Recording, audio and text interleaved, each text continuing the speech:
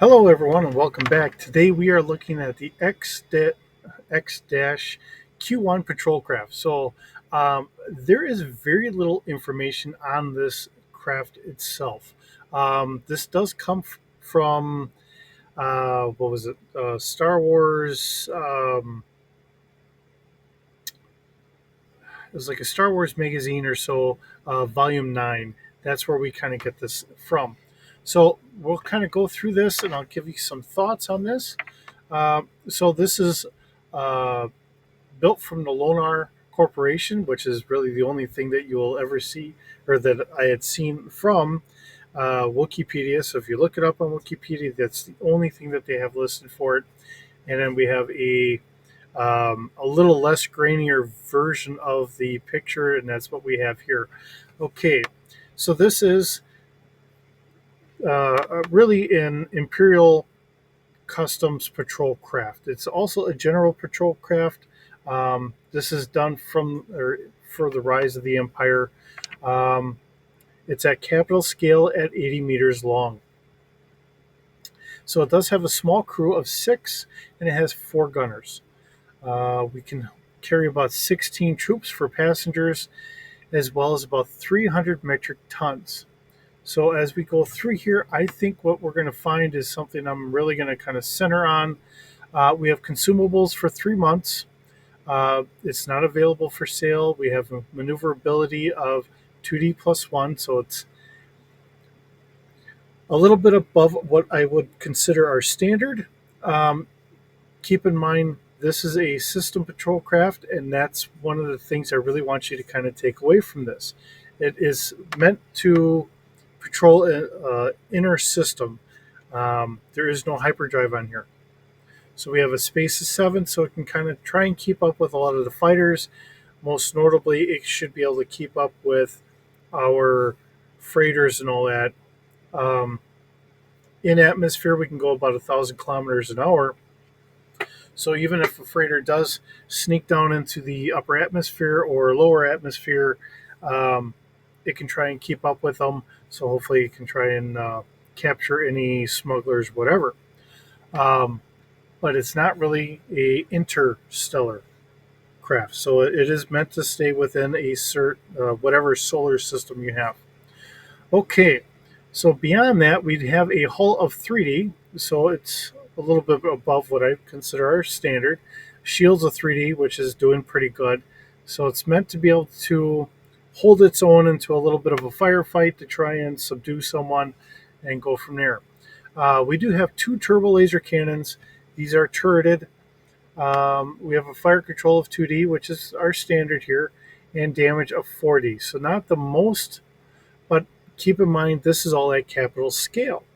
So if we're starting to shoot at most freighters that are at starfighter scale, really you have no fire control assistance, and your damage is going to be a 60. So it will kind of bump that up a little bit. Um, we do find quite a few different ships that are like a inner system patrol vessel, and these kind of fill some of that gap.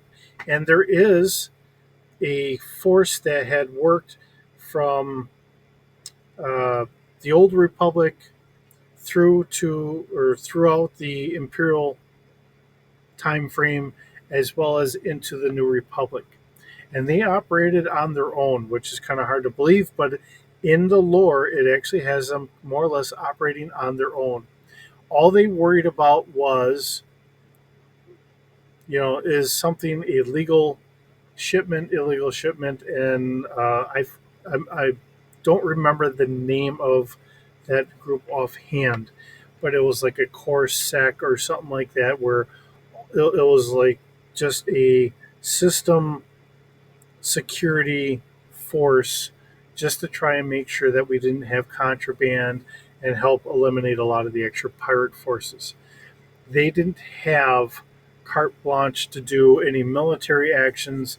They were just really meant to uh, do the policing actions to make sure everybody stays safe. That's all it was. If the Empire had come in, they would have more authority over these people. But they just worked in a sector area.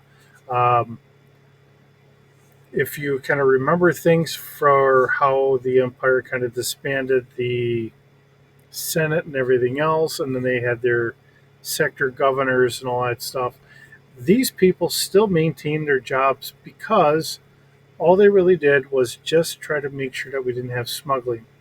Um, in Andor, that would be like the guys in like the blue uniforms, something along that line.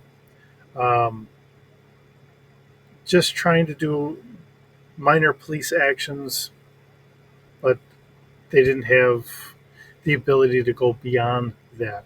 Then you would need the Empire to come in and take care of bigger issues, but they could take care of inter system patrolling and all that. So this does work really good. Um, like I said, you have a crew of 6 plus an extra 4 gunners, so 10 people total.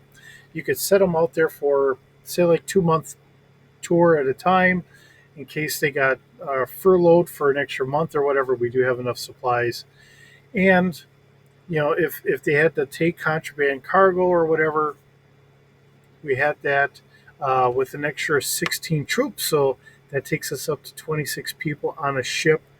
It is a pretty small, respectable ship and all that. Um, I do know in some of the writings and all that stuff, having a command of some of these smaller ships was really kind of sought after in some regards because you didn't have the big ships and didn't have to worry about the big actions. They had a little bit more freedom to just kind of meander and patrol areas. They weren't always trying to put out hot fires in this sector or that sector or whatever else. So whether it was used by the Empire itself or the like a system security force or something like that, smaller ships like this did have a great benefit for starting captains. Um, and a lot of them had kind of then mentioned they liked that because it was a smaller group. You kind of got a tight knit group in there. You can go out for a couple months, dock, refuel, have a week off or so, get back out on patrol or whatever. So you might have maybe 4 of these out in a system, or maybe even 2. So you can have one out there, comes in for like a week, your other one's out there, and you can kind of stagger that. So you might have, for the most part, 2, maybe 1 out at a time.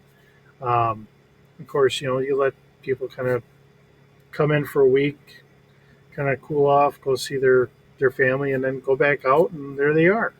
Or you might even just change out crews or whatever, and say that you have a different crew that goes out or something. So um, either way, this would be a lot closer to say for like a Coast Guard type action force.